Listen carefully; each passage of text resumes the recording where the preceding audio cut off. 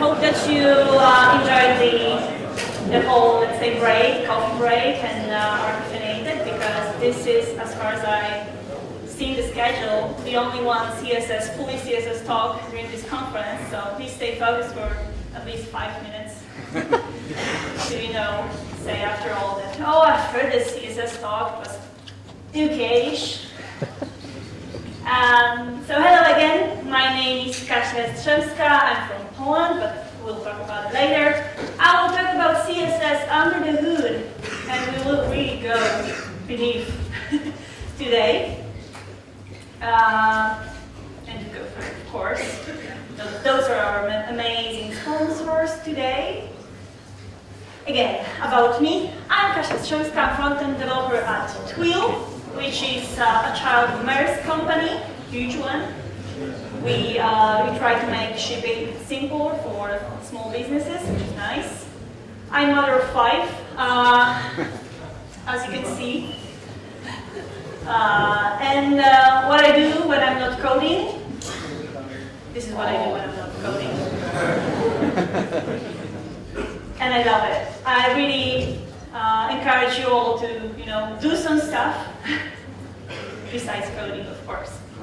But let's go further. So, CSS under the hood. Why I really want to talk about it before I tell you who I'm going to talk about. I wanted to say a story, a little small story about one job interview I had in the past. I was still like young and beautiful, you know. And so I applied for this front-end job, and I was so confident about myself, about my knowledge, you know, I was, oh, I will rock this interview. But the guy had a different attitude for this interview. He said, oh my God, I'm gonna destroy you.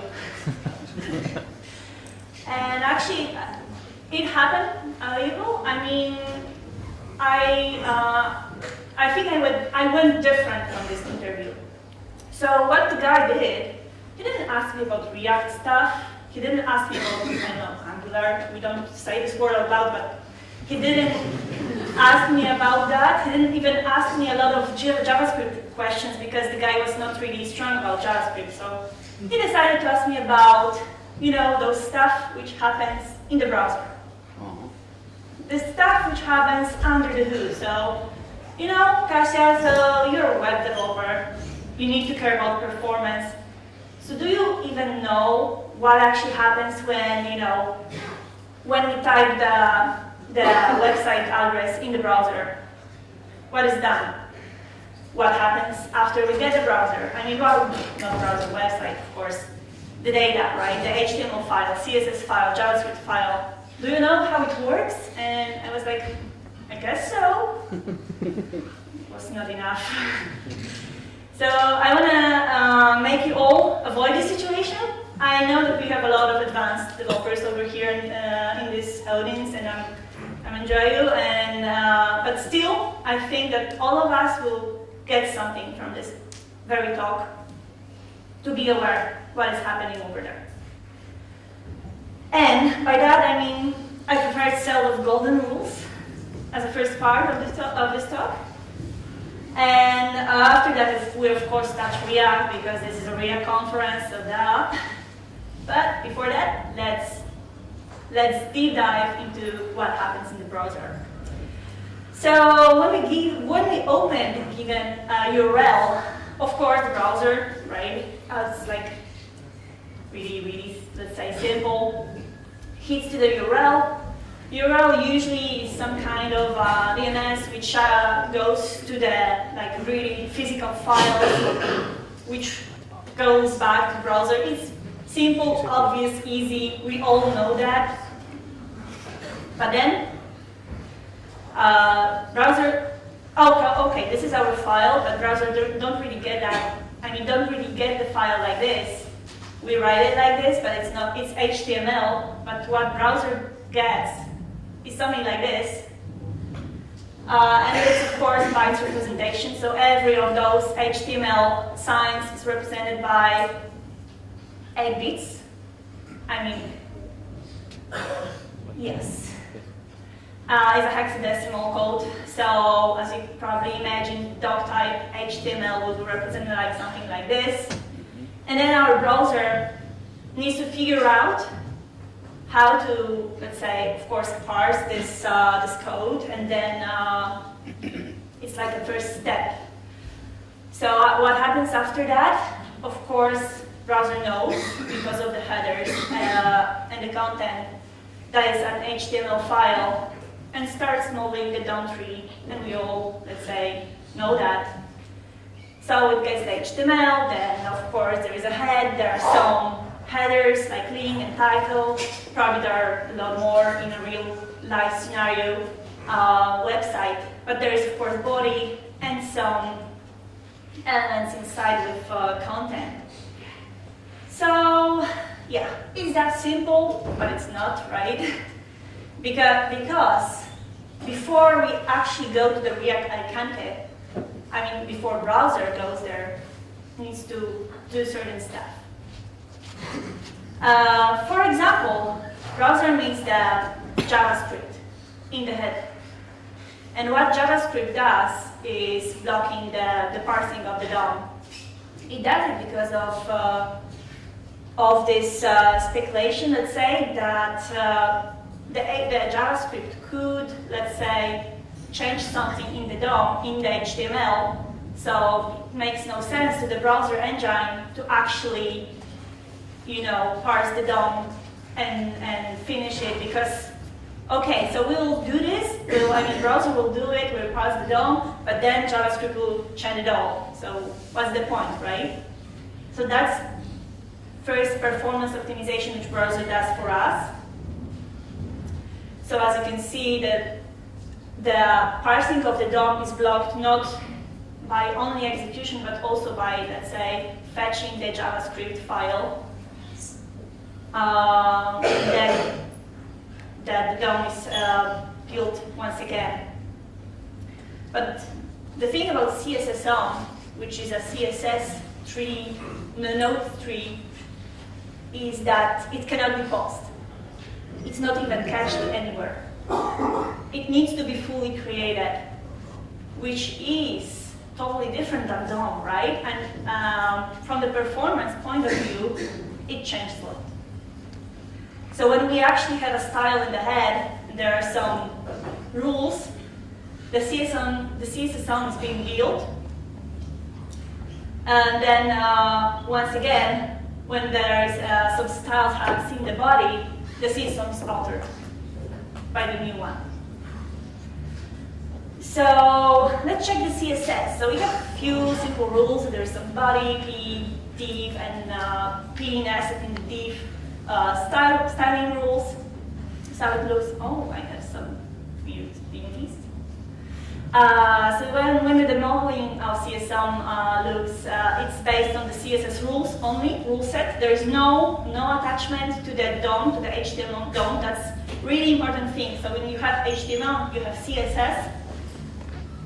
When you have modeling of the CSS-SOM and modeling of the DOM, it's two parallel processes. They're not connected together. So modeling of the CSS-SOM is happening in the parallel. So when we have some set of rules, the CSS-SOM is created based on that. And browser, of course, gives us this set of default CSS rules, which we hate or not, I don't know. We probably heard a lot about the reset, CSS, and stuff like that, which we apply every time we applied every time we started a new website. So let's go further. But what CSS-SOM impacts, basically? Of course, CSS-SOM, process of building CSS-SOM blocks the rendering. And the rendering is the part which happens after the DOM and CSS-SOM are created. So actually DOM, even if pause and repause and can be, let's say, built faster than CSS-SOM, it needs to wait for the CSS-SOM to start building the render tree, which is another, let's say, story of preparing website to be done, to be, let's say, recalculated for the layout and then painted. What is more important though is CSS-SOM building process blocks the JavaScript from execution. So we've heard before that the DOM is paused when the JavaScript is executed because of this thinking about the browsers. The browser thinks, okay, so I'm guessing here that JavaScript can interact with the DOM, so I will block it and check what's up. But with the CSS-SOM, it's a totally different story. So the JavaScript, the browser thinks, oh, so probably there will be selector in this JavaScript which can kind of catch some CSS classes. So I need to wait to check out how the CSS-SOM looks like because JavaScript interacts a lot with the CSS-SOM API. And that's kind of connected, right? And by all of that, critical render path, which is a time from loading to see some content on the website, is highly impacted by the CSS-SOM. I said that totally like very right? I warned you. So how it looks on the, let's say, some beautiful diagram I prepared myself. So there is a building DOM, of course. There is some CSS on the way. The CSS is being fetched. The DOM right here is kind of still working, but then JavaScript, yay, appears. So the HTML building process is being blocked because the JavaScript is fetched. The process of fetching JavaScript started. Then what happens is that JavaScript waits for the DOM to be built, for the CSS-SOM to be built. So we have a lot of blocking process, which is a timing game for the browser, right? I mean, nothing is happening on the HTML and JavaScript part, right? When the CSS-SOM is being built. And then, of course, JavaScript is going to be executed, and after that, building DOM process starting. So as you can see, there is a lot of place to optimize. So, yay, first golden rule, inform browser about CSS SAP. But let's go further. So we have a lot of possibilities to actually inform our browser that there will be some CSS, which is really important. We can preload it. We can put it, let's say, way high in our header. We can also specify, of course, that's on us to think about which CSS is like the most important for the browser, to not load all the CSS at the very beginning, because CSS-SOM building is a pretty complicated process and it stops the critical render path. Okay, so who over here heard about the speculative parser? No one? No one. Yeah, I see some hands. Awesome. So speculative parser, it's a really amazing thing done by browsers for us. I mean, not for browsers, for browsers developers who are doing it for us for like really awesome performance optimization. So what they do is that they go through the whole DOM, like they do some kind of shadow checking through the whole DOM and do some prefetching for us, which is amazing, right? As you can see, comparing to the previous, let's say, diagram, we have some fetching of the CSS and fetching of the JavaScript in the very start of the loading page. So that's an awesome tool. And because of that, we have another golden rule. Don't hide critical CSS. And by that, I mean something like this. Who is familiar with this code?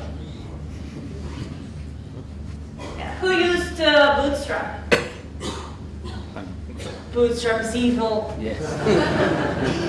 Come on, people. I mean, Bootstrap loads a lot of these thingies which we are not really aware of, and how it impacts CSS-SOM. So CSS-SOM, it started with in the header, so we load the Bootstrap, CSS, and we are happy. We have all those styles, amazing, right, classes. But what is done under the hood is that speculative parser, which we talked before, has no idea that there are some hidden stuff in the CSS. And what CSSOM does, there's no like, oh, I will like fetch it in parallel, I will do some stuff, and load the CSSOM faster. No, it's just one single process.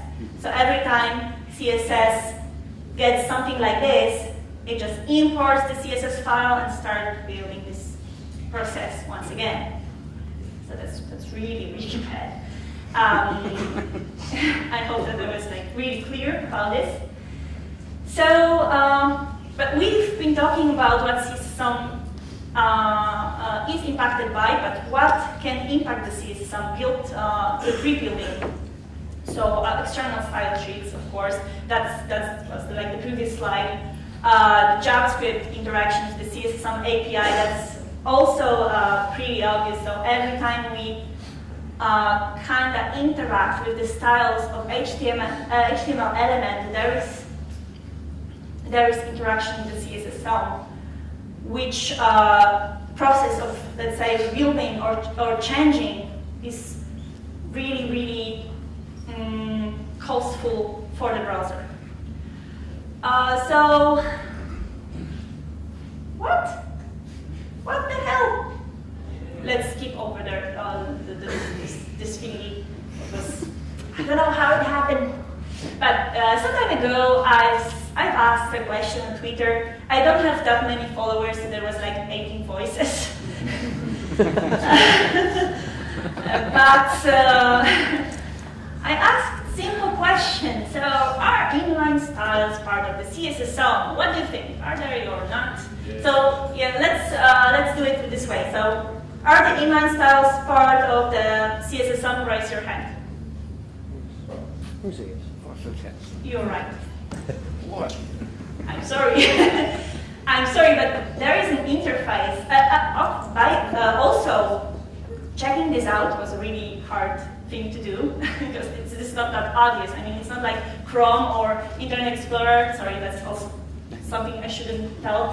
But Firefox are not telling you about. I mean, there are specifications that by W3C about the implementation of CSSOM and DOM and how it should work, but there is no open source of the browsers. I mean, there is some, but a little bit old, about how is it actually handled by the browsers.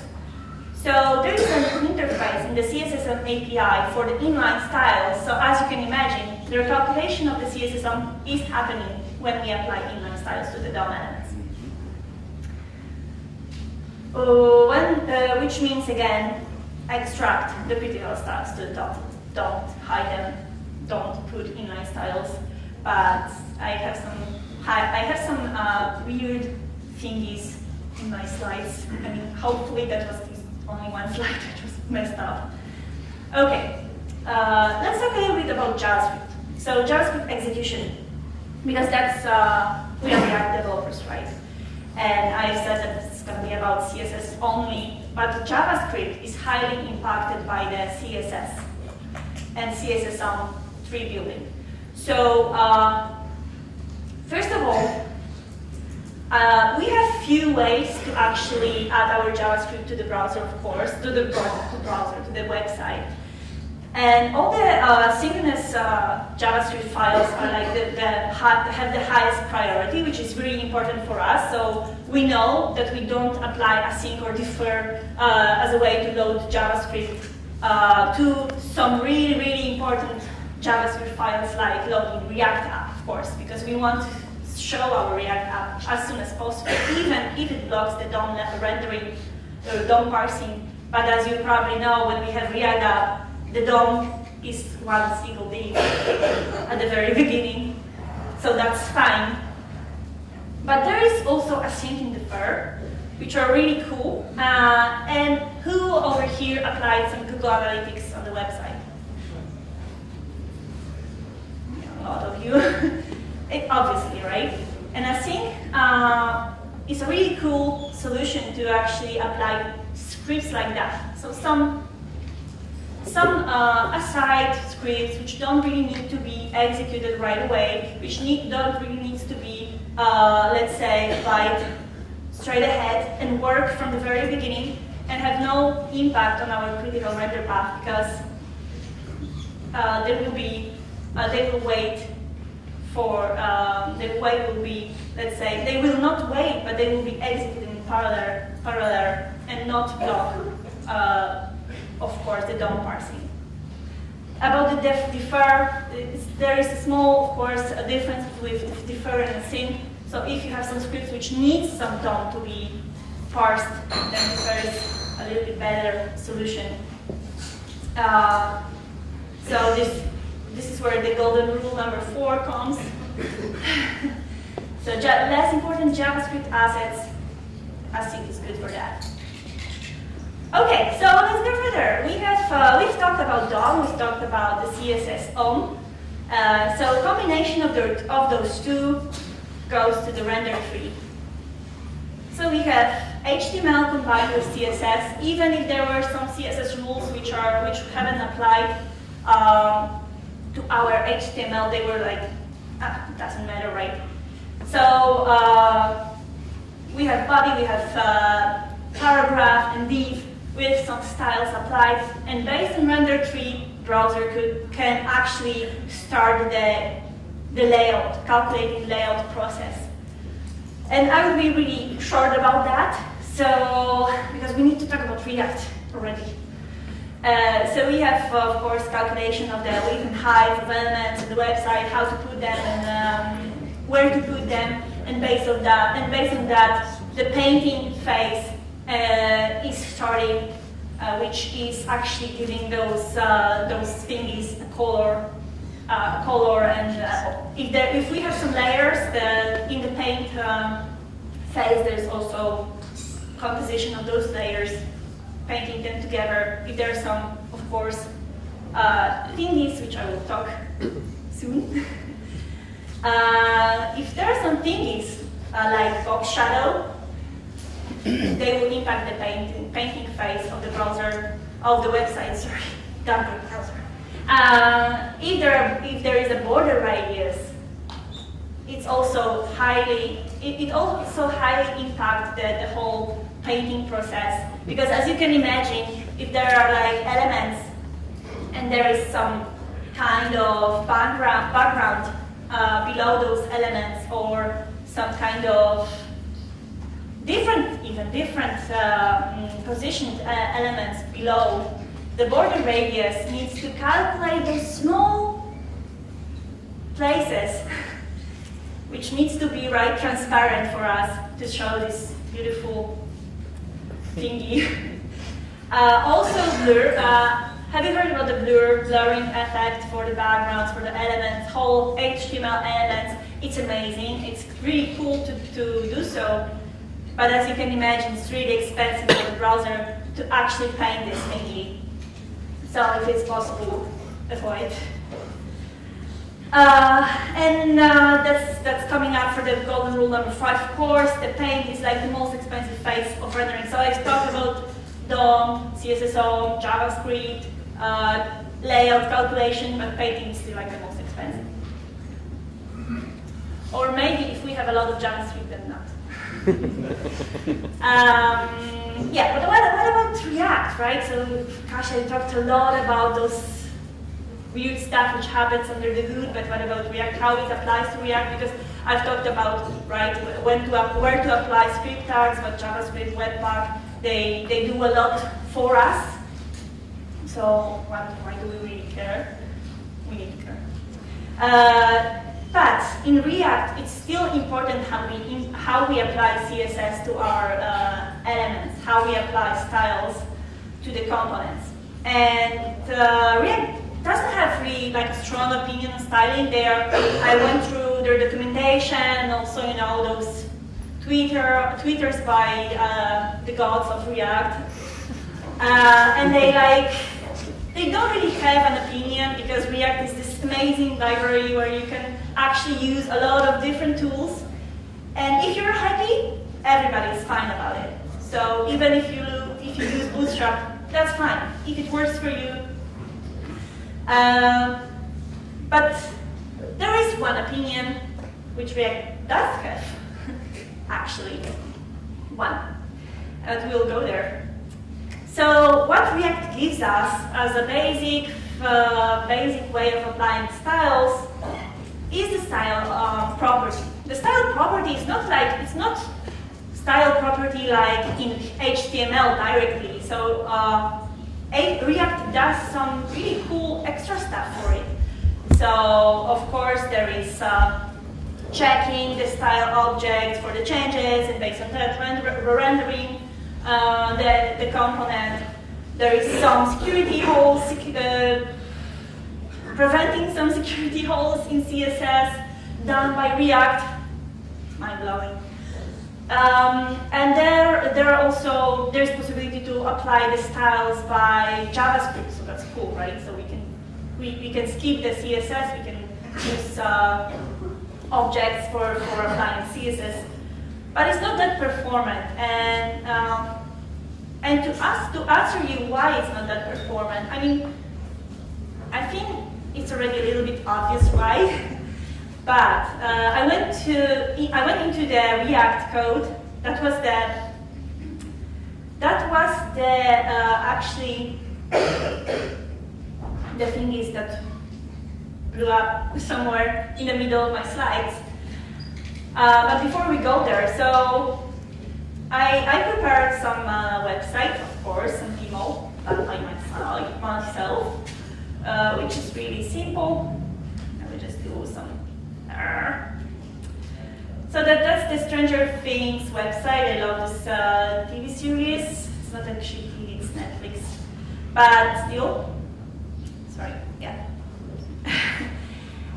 It's really simple, but what I did is actually I did like a huge loop of elements to check out how different styles applied to React components work.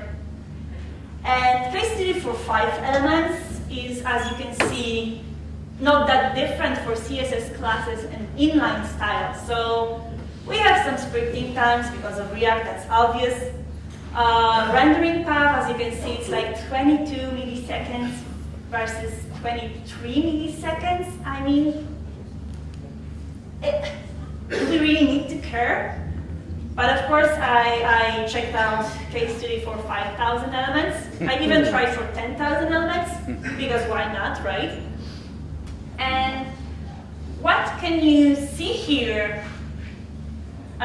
which is really interesting, is of course that rendering, also what's important, the purple part is the CSS building also part. But the scripting phase of building up our website is way longer, right? It's like 400 milliseconds. So why? And I went into React code, of course, deep dive into this. And what React does every time when it checks for the updates on the component, of course, loop through the old properties and checks if there is a difference in the properties, which is obvious, right? But there is a special case for property called style. And if there are changes in the style, there is another loop over those styles and empty them for the old properties. That's one thing, so one loop which happens. Then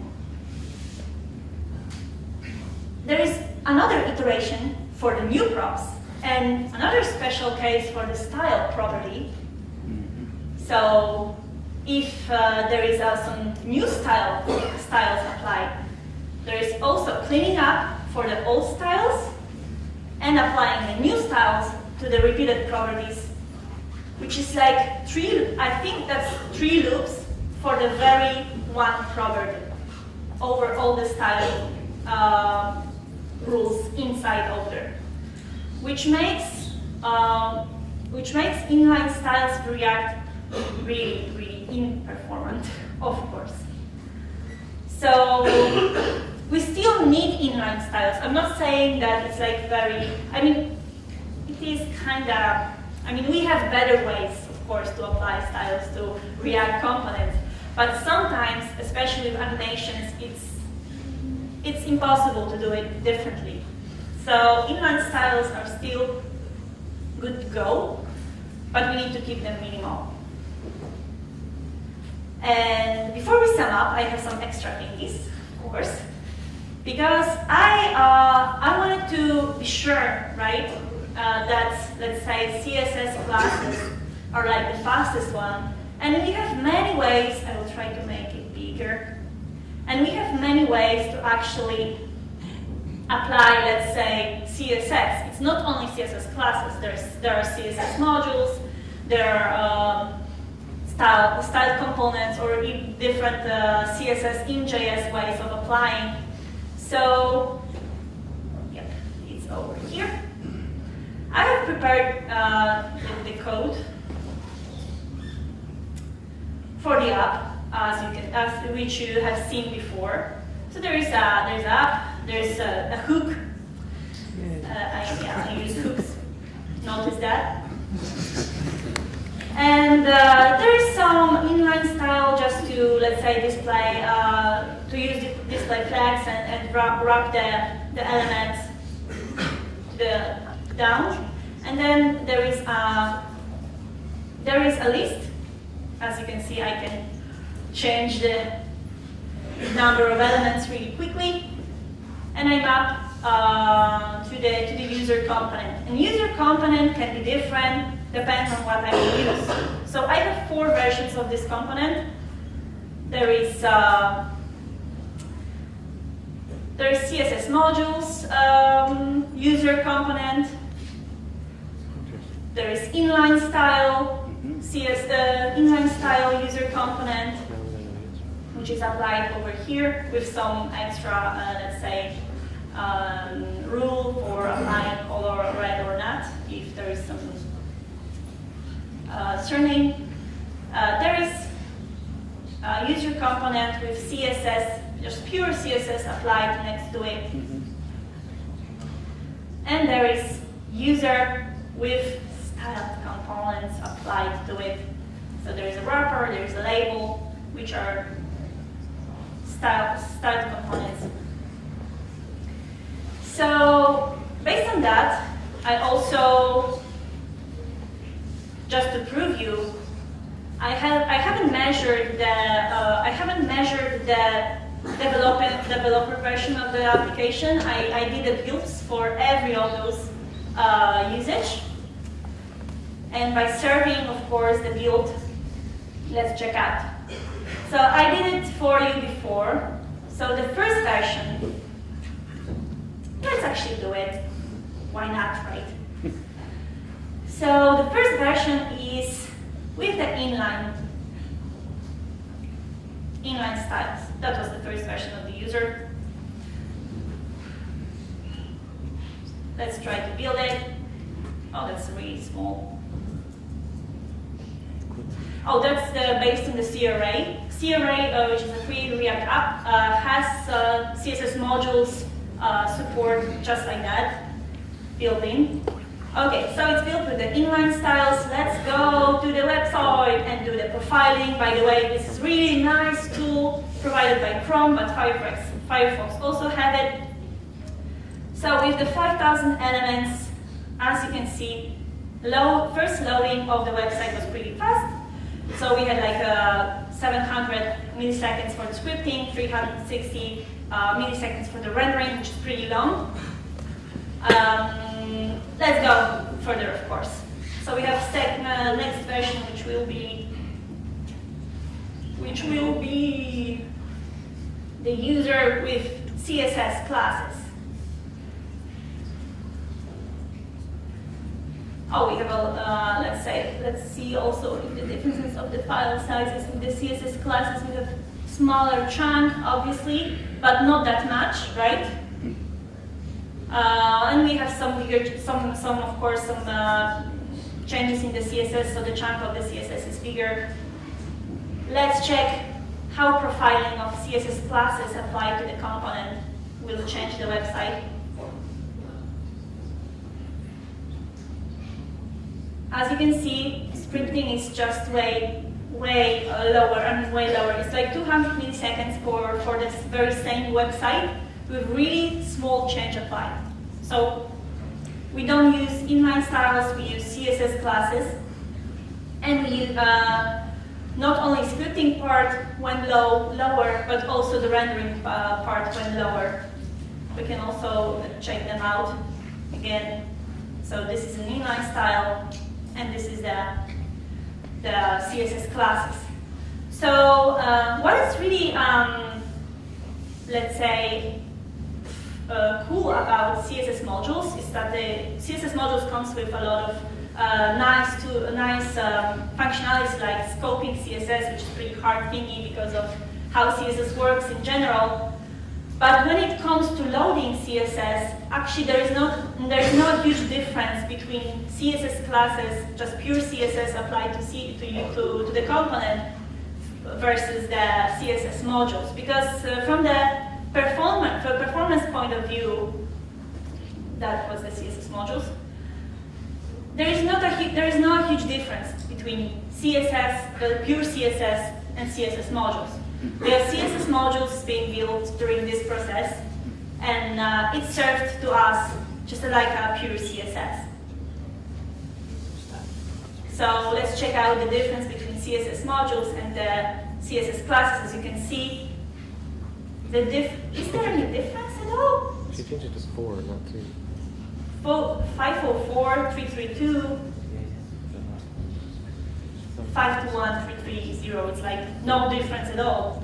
So CSS modules is really cool because it's as performant as CSS classes, but then it comes with some extra tooling for us. So let's check styled components. That's a like totally different story because of reasons. Style components, of course, is a really cool CSS-in-JS library which comes with, writing CSS and JavaScript. Awesome, mind-blowing. But then it comes with some cost. Yeah. And let's check out. 2 seconds. Wow. Yeah. Yeah. Scripting, baby. I'm really sorry. I love styled components. I love styled components, but when it comes to performance, there is like a little bit of scripting done over here. But let's skip that. And to sum up, I hope that you all get something from this talk. So let's deliver our assets as soon as possible in small chunks, if it's possible, of course. Don't hide CSS from your browser. Try to give it all because of speculative parser. Use async and defer for JavaScript, which are less important. Use preload role for assets. And think about file sizes. I haven't talked a lot about file sizes, but of course, obvious, right? And then avoid inline styles by any cost. So CSS modules is next. SAS, it's not bad. And styled components, of course, even with the performance, let's say, thingies. It's really cool to use that and be curious. Thank you.